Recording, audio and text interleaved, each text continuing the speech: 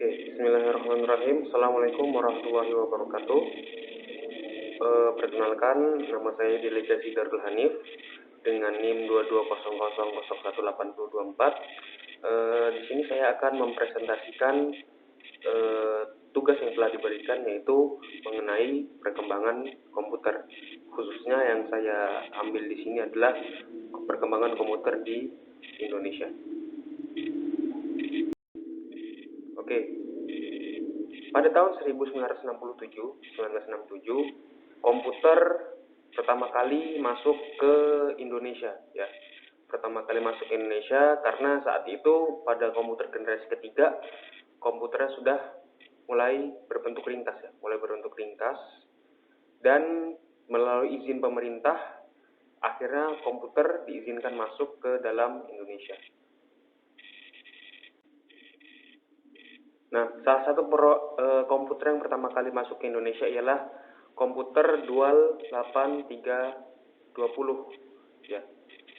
Pada 1983. Komputer itu awalnya dimiliki oleh Universitas Indonesia. Komputer tersebut oleh-oleh dari Insinyur Joseph atau biasa disapa Profesor Jos, yang kembali ke tanah air setelah PhD, meraih gelar PhD. Jadi beliau kembali dari kuliahnya di Amerika sana, dan beliau sekaligus membawa oleh-oleh berupa komputer 8320 ini pada tahun 1983. Dan ini merupakan cikal bakal awalnya jaringan komputer yang ada di Universitas Indonesia mulai terbentuk.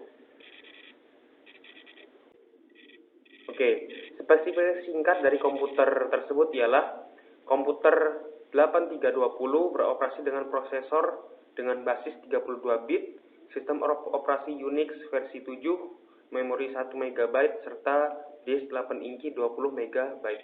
Jika kita bandingkan dengan komputer dengan spesifikasi sekarang, komputer yang paling rendah spesifikasinya sekalipun, ini sangat rendah, ya.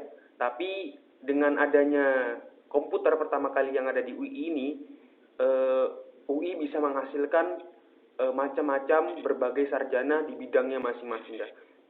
Banyak penelitian-penelitian dilakukan dengan komputer ini. Jadi komputer itu bukan masalah spesifikasinya rendah apa tinggi, tapi bagaimana cara kita mempergunakan komputer tersebut sehingga bisa bermanfaat, yang sangat bermanfaat sekali gitu. Oke. Ini di sini saya ambil dari website salah satu contoh. Ini adalah brosur dari perusahaan Dual, ya, yang memproduksi komputer Dual 38320 tadi. Di sini ada spesifikasi singkatnya, ya. Ini merupakan brosur penjualan, ya. Di sini ada harganya dan